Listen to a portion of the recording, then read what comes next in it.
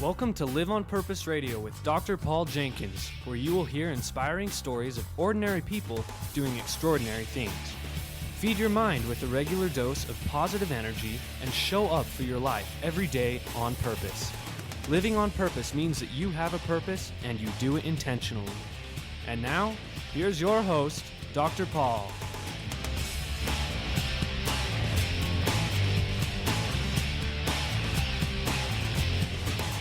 Hello, everybody. Welcome back to Live on Purpose Radio. This is Dr. Paul, the shrink who expands your life, promoting pathological positivity today at Live on Purpose Radio. And I have a wonderful guest with me, as always. This is your first appearance at Live on Purpose Radio, right? Yes, it is. Awesome. Is your mic on? Let's try that again. This is your first appearance at Live on Purpose Radio, right? Yes, it is. Hey, we heard you that time. Working out a few technical things. This is my good friend and fellow speaker, Jeanie Cisco-Meth. Yes. Welcome. Thank you so much. Jeanie, you have developed a name for yourself, and not just because it ends in meth, although you probably hear that all the time. Oh, yes. And deal with it. Anyway, you have recently published a book called Bully Proofing Youand. Yes. And in this book, you're addressing some of the issues that particularly young people can apply to create a stronger sense of self and really a more bully-proof person Yes. within themselves. Yes. Is that a fair summary? Yeah, it is. As a high school teacher, I realized you will never control someone else. The only person you control is yourself. Right. And I can control how I react to what you say to me, but I cannot control what you say to me. That's right. And I think that's the biggest problem with the message of bullying in society today. They try to tell people what they can and can't say. Right. You'll never control that. Well, especially if we're trying to reach those who are doing the bullying. Right. Already, their mind is in a place where they're probably not open to the input and the advice and the wise counsel that we could give them. So your approach is a little different. You're saying, hey, get inside of yourself and address whatever you need to at that level. Correct. To make yourself more bully-proof. And then people can continue to bully all they want. Right. But it doesn't tip you over. Right. Exactly. Perfect. I remember when I was joining the military, I was excited. I loved the Army and I wanted to leave. And my mom's objection to me was that if I ever had children, that the other kids could tell my children, well, your mama wears combat boots. And it would be true. Yeah. And I said, and what's wrong with that? Well, when she was growing up, that was like the worst thing you could ever say to someone. But to me, it was a compliment. All the yo mama stuff. You know what? And it's kind of funny when we talk about it at that level because it sounds so ridiculous. Mm-hmm. But these things really get into kids' heads sometimes. And as we were talking about earlier, tip them over. Yeah. That's just maybe a visual analogy for what happens when kids get bullied. So what have you learned about that? Let's dig into that a little bit. What I have learned is that your belief in self is so much more important than anyone else and what they say. When I decide what I believe and what I think about myself, it doesn't matter what you say because I will accept or reject it based on my belief. Right. If I'm not sure what I believe about myself, then I'm really open and vulnerable because I'm looking for validation or I'm looking for input from others. And the problem arises when I'm vulnerable and I don't know who I am and what I stand for. And some of that comes from parenting. And as parents, we always want the best for our children. Right. The problem is we get so busy telling our kids what to feel, think, do, say, that we forget to let them decide who they are. So sometimes we set them up for that. Yeah, we do. Not intending to. No, obviously. no, heavens no. But this is the beautiful thing about awareness, because as we become aware of it, then that puts us in a position of choice. Correct. And we can do something. Right. Yeah. Nice. Yeah. What you're saying really rings true to me psychologically, because we have to have some standard, I guess, by which we measure ourselves. We're constantly, even at a subconscious level, asking, am I okay? Mm-hmm. Am I Yes. doing well enough here?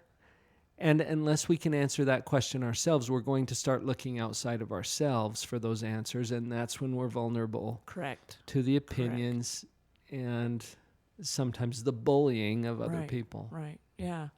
And everybody, we're all human. That's why we are who we are. And we do have vulnerable moments. Sure. And at that point, that's when you're aware of it, you can say, okay, I'm more vulnerable now. I need to be careful.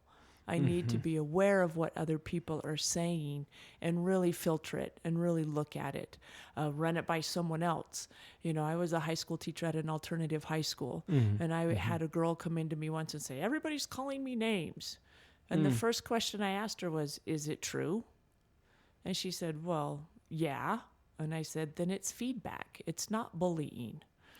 So sometimes interesting. you have to be aware of what signals you're putting out, because people pick up on those. And sometimes personally, I'm not aware, you know, I think I'm masking, I think I'm hiding, when in reality we're not. Talk about that just a little more, Jeanie. Feedback. What is feedback? What value does it have? Let's go there for a minute. Okay. So feedback is when someone is telling me something about myself or their opinion. Okay. And you always And that's more accurate, isn't correct. it? It's their opinion. Or their experience, the way that they've chosen to share it. Yeah, their perspective. This is my experience of you. So it may not mean anything about you, really. Right. But it does mean something about how that person is experiencing you and what they choose to tell you about it. Right. Am I overanalyzing that? No, but you can go there real quick, Yeah. real easy. But I'm a very analytical person also, and I Me like too. to I'm a think. shrink. People sometimes ask me at parties, and say, are you analyzing me? Yeah, I am. That's And I'm what like, I do. Are you paying me? That's a good one. I like that. That's the best response I've gotten so far. It is. Yes. But that'll be anyway, 150 okay, so back to the feedback thing. Someone is giving you information that might have something to do with you, but we know for sure it has everything to do with how they're experiencing you. Correct. Or what their opinion is about. Right. Okay. And then I have the choice to listen to what they're saying, ignore what they're saying, or comb through it and filter through it and find out the truth, my little nugget of gold. There's something in there that I can look at. Maybe I do need to change a few things. Or, you know what? I'm okay with the fact that I wear combat boots. Yeah, because they're handy in combat. Right. Or whatever your reason might be. Yeah, exactly. So you have a great mentor of mine, Dr. Jeff McGee, told me, Jeff. I know, he's incredible. And he told me 10% of the people will love you no matter what you do. And 10% of the people will hate you no matter what you do. It's the 80% in the middle that you market to. And so every time I get feedback or an opinion or a perspective from somebody, I always filter it through that. Even the ones that are, oh, you're so amazing, your talk, oh, it's just changed my life. And you're like, thank Mom. you. No, she doesn't say that. That's the bad thing. But what you're saying is figure out which group they're in. Yeah. Are they in my 10% die hard would love me no matter what fans? Yeah. Are they in the 10% that hate my guts no matter what? Or are they in this 80% that is waiting to be convinced one way or the other? And I just convinced them that here's something that they can use to change their life. Those are the ones that make the most impact on me. Okay. I love it. So when this feedback comes in, you can accept it, reject it, or analyze it. Yeah. Comb through it, not spending too much time, not overanalyzing this. But I had a mentor of mine who put it this way. She said, when you get this feedback, so somebody tells you, you're funny looking and stupid. Okay, feedback. I don't know. I'll check. This was her response. And and then she'd go inside of herself and say, okay, let me look. Am I funny looking? Yeah, probably. I can live with that. Am I stupid? It depends on Well, what there's a lot of subject. things I don't know, Right. but that's not resonating with me. It's real. I'm a pretty intelligent person. And then you can ask the next question. Well, what is it about me that has me showing up as stupid for this person? And it might not be about me. It might be about them being judgmental or cruel. Correct. So that's kind of what you mean by analyzing it. Take it in, Correct. comb through it, see where the nuggets of truth are. Right. What can I do with those that's helpful? And then move on. Right. Without getting stuck on it. Correct. Most people lashing out, and that's what bullying is. It's an outward sign of I'm in pain, I hurt, I don't feel well, and so you're going to feel bad also, and I'm going to make sure you're going to feel bad. That's really what bullying is.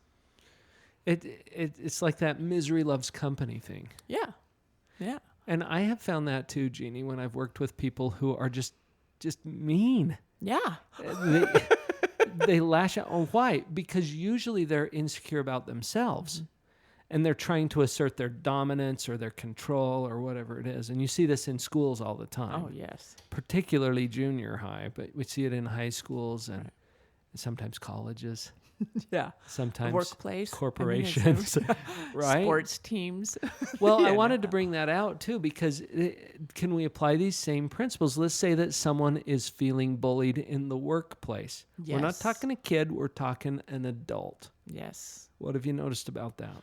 I've noticed that bullying or intimidation, no matter where it is the same. The steps for dealing with it, the steps for handling it are the same, whether it's a student or an employee, whether it's a principal who's bullying or a manager. It's the same. You handled it the same. The first is awareness. Being aware. How often is this happening? Or was I late today and I'm the 5th employee that's late today? But really, it was my first time being late. You know, so my boss is getting after me because you catch the I'm fire the 5th because one. Right. And I'm really, this is not my pattern. It just happened today. Right. So again, finding out, analyzing it a little bit and thinking about it. Instead, what happens is it's an emotional trigger. And when emotion is high, intelligence is very low. And so when those words hit us and it causes an emotional reaction, our brain shuts off. Yeah. Well, there's so much truth to that. What you're talking about is actually a neurophysiological principle. Yeah, it is. Because the parts of your brain that control your fight or flight response are different from the ones that control thinking and logic and problem solving. Right. And there is an actual physiological shift in the blood flow. I mean, yeah, there is. We've shown this through it's brain been scan documented. studies. Yes. Yeah. So that's why the last part of my book is about practicing how to deal beautiful. with when that emotion comes up. How do I practice and move through it so that I can still think, or I have some planned responses that come up automatically that are habit, so I don't have to think about it. And I go in, there's 3 chapters in there that just talk specifically on how to deal with fear and emotional responses. And this point that you make about practice is a real key, because whatever we practice, we get better at. Right. Now, that cuts both ways. Yes. What if I practice being offended? Yeah, exactly. I'm going to get really good at it. Yeah. Yeah. So when you retell your story and you're the victim all the time, you become a better victim. Right. Or if you empower yourself, you become more empowered. So we're going to hit some of those specific points as we come back from this break. Stick around.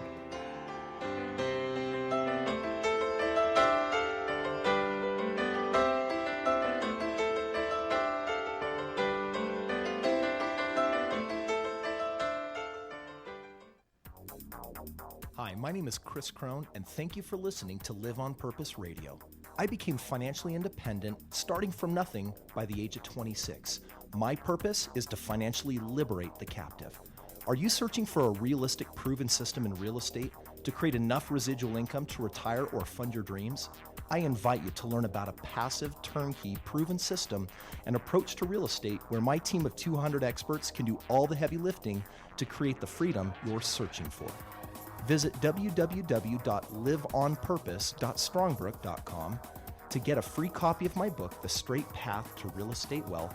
Just enter the code FREE at www.liveonpurpose.strongbrook.com.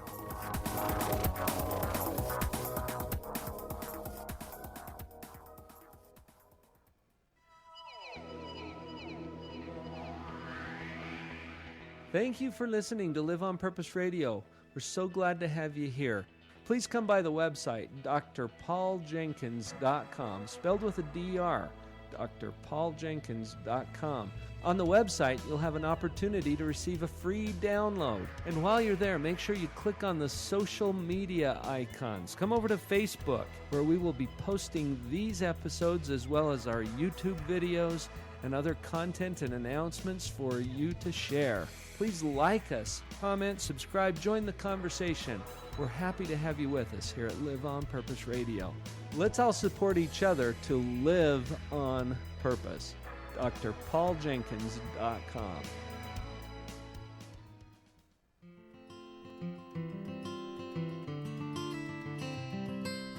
To be what we are and to become what we are capable of becoming is the only end of life.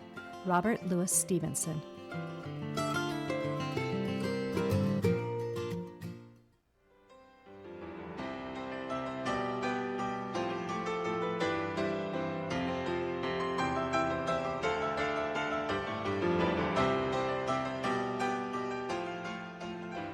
Are you having fun, Jeanie? Oh, I'm having so much fun. Wonderful. That means we're doing it right. And just a note for all of you listeners, if you're not having fun, you're probably not doing it right. A big fan of having fun. Yes, yes. And we are here today. Now, we're talking about bullying, and there are some principles that you've discovered as you've worked with kids, and not just kids, because you speak too to community and corporate groups and Correct. church groups and people who want to bring you in to identify the principles that are behind this book that you've put out, Bully Proofing You. Yes. Highlight a few of them for us. And maybe especially with, I know we have a lot of parents who listen to our show. Okay. Maybe with something in mind about how am I going to help my child Yes. who's going through this, and what a common thing it is now, Oh, unfortunately. Yes. So step us through that Yes. a little bit. Where would you Okay. coach people to go if this is an issue with my child? Let's start with that. Okay. The biggest step that I made, or the biggest mistake, biggest trap I fell into as a parent when my child was being bullied, was trying to negate what the bully had said. No, that's not true. You're smart. You're good looking. All of that. That's You're such a great natural Right. reaction. It's a total natural reaction. Because my opinion of my kid is not what the bully's opinion is. Right, exactly. And so you want to pour all of your belief and faith and love on top of this child to get rid of the hurt. The problem, counteract it. right? Try to Yeah. counteract it, right? Right. That's what all good parents do. The problem is that subconsciously the child is thinking, "Wow, I must really be screwed up because my mom just spent 5 minutes telling me how great I am." Oh boy. So what I learned, and this is from Jim Fay and Foster Cline, Love and Logic, Yeah, great they guys. say those 4 magic words of, "Aren't you glad I don't believe that?" And when I started using those with my son, it was a game changer. And the first few times I did it, I would say, "Aren't you so glad I don't believe that?" And immediately they start saying, "You're smart," and then I would watch it in his face. When I said those words, he would be like, "Oh," he would just kind of perk up. And then I would immediately to go into how much I loved him, and he would just kind of start to close off again. It was phenomenal. Wow. And the 4 words I taught him to use to other people were, "Thank you for sharing." Your opinion. Yeah. When somebody says something to you, the first response, when you get emotional, and remember we talked about when emotion's high, intelligence is low. So those 4 easy words of "thank you for sharing." You're not antagonizing. You're not putting it in their face. They're not being defensive. You're just moving on. And you don't have to fight or resist. Right. Okay. Yeah. Thank you for sharing. Now, I'm not sure where this fits, Jeannie, and maybe this is a whole other conversation. But there is a difference. We're using the word bullying in kind of a generic way. Yes. It can include everything from kind of a mean-spirited teasing up through and including actual physical assault. Correct. We're going to handle all of those a little differently. Yes, you are. And we don't have to get into that necessarily as much as just acknowledging if there is actual physical assault, if there is damage to person or property, that is something that is against the law, for one thing. It is a violation of a law in every state that I know of, and it's something that would require a different response. What we're talking about here is more of the verbal, mean-spirited teasing, or what else would we call it? Knocking someone's books out of their hands on the way to class. The push or the shove, not to where they, are physically hurt, but just that intimidation factor. Intimidation. That was one of the words that I was looking for. Yes. So let's just go on record saying if there is threat to person or destruction of property, that is something that needs to be handled very seriously and may include involvement of law enforcement. I would say it definitely includes involvement of law enforcement. Let somebody know. Let someone know, to. right. So you go to the authorities, whether that's the principal, the school teacher, the police, talk to your parents, and teach and train your kids that is not acceptable. Correct. And it is something that we have to act on and take seriously. Right. So with setting that aside now for a minute, let's go to the more common stuff, which is usually stuff that either doesn't get reported or it's something that a child might not feel like they can report because it's just... And it's also where bullying always starts. Right. It always starts with a look, and then it usually then it moves into words, and then it moves into the pushing or the shoving, and then it moves into physical violence. To the violence. And so at any one of those steps or stages, you can stop it. Right. Bullies attack people that are weaker than themselves. Right. Because they're afraid, they're insecure, they're having a bad day, a myriad of reasons. Yeah. And so if in that first moment when you are confronted, you say, thank you for sharing, or in my book, I talk about asking a question. Well, what'd you have for breakfast? See, we're trained from a very, very young age to answer questions.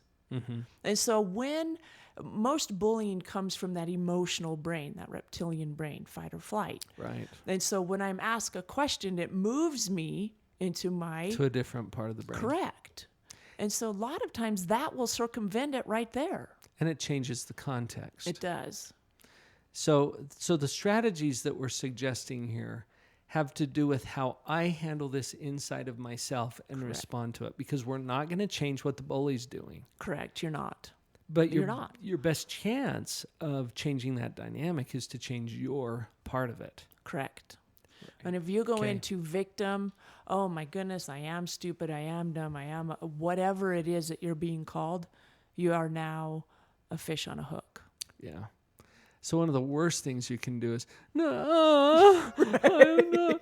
Right. Yeah, it is. But it's just like you were saying with the parents, you have sometimes an initial reaction to it that's not necessarily going to help. Right.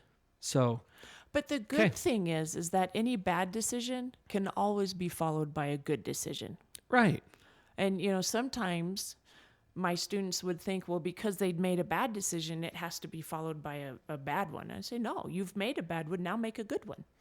And so just because it, if a bully confronts you and you handle it badly, it's okay. You'll probably have another chance to handle it again. Probably so. Yeah.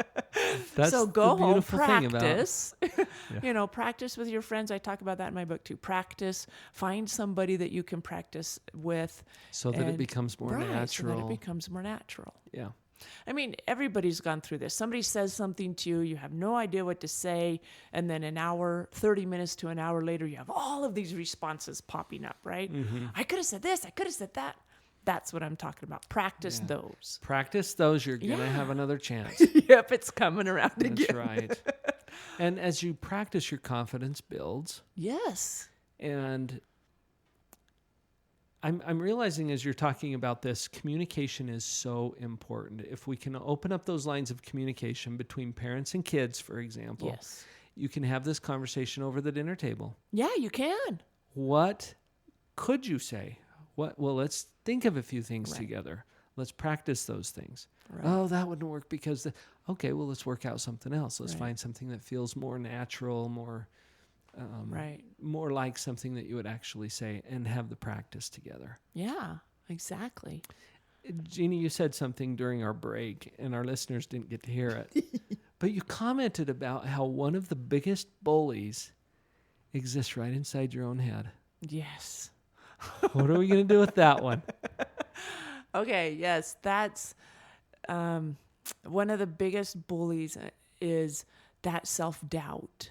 You know, The little voice inside your own head. The little voice inside your head that says you're not smart enough, you're not good enough. Why would anyone listen to you? And these are my own voices I'm saying. Oh, you've heard these? Oh, yes. You know, every time I sit down to make sales calls, why would they ever want to talk to you? Right. And it still surprises me when they're like, "We would love to have you come." Really? Oh, wow. Yeah. So you have to learn to say thank you for sharing.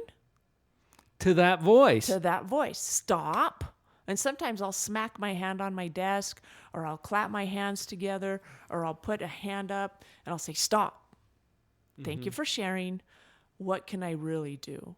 What is my goal here? What is my purpose? What am I trying to achieve? What's my first step?" Get more clear about your purpose. Right. And then you just take action. You take action and you make it happen. Yeah. Whatever you can do to counteract that bullying voice. I love your strategy. Stop. Thank you for sharing. And that's a little weird to say to yourself, right? It is, but you have to.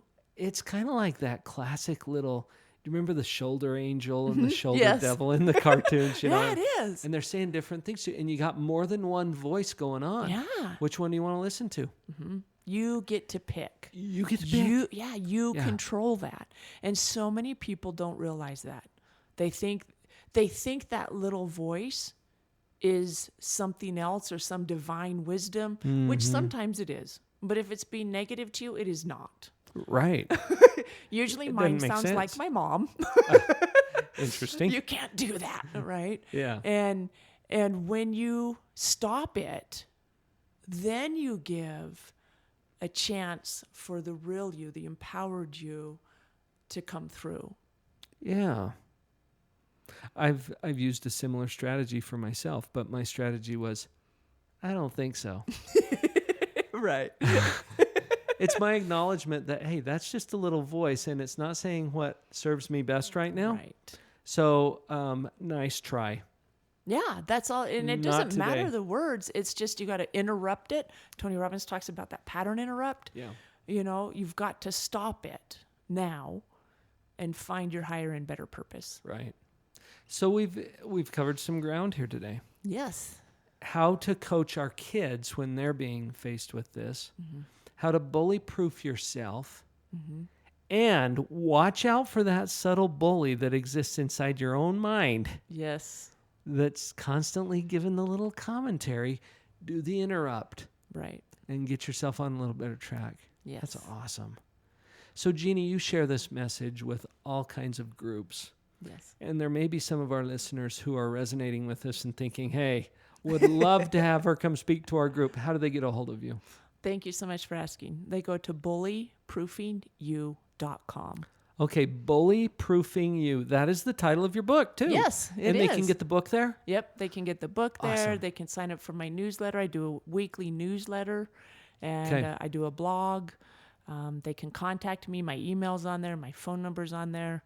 And you'll have a conversation with anyone who's open to this message. Anyone. So Anyone. schools, Please- corporate groups, yeah. community groups, churches. Right. I Beautiful. get grants. So, you know, if you're a nonprofit and you don't have any money to pay me, please don't let that stop you. Give me a nice. call. I'm also Christian and I tithe. Well, and there so you go. I do, so please, I want to spread this message. I want to help people. And I've sensed that about you. This is a mission for you. This is something that Yes. drives you because of your own personal experience and the hundreds of kids that you have worked with who have been affected by this problem. I never, ever, ever want to hear of another kid committing suicide because they were bullied. It just rips my heart out. Right. And that's why I wrote this book. We have got to empower our youth because we need them desperately. Right. That's our future right there. Yeah, it is. Well, Jeanie, good on you. You're doing some good work. Thank you. Folks, bullyproofing.com is where you can find Jeanie Cisco-Meth, an amazing ambassador for some good causes and just an all-around fun person. Glad you were here today, Jeanie. Everybody go out there and live on purpose.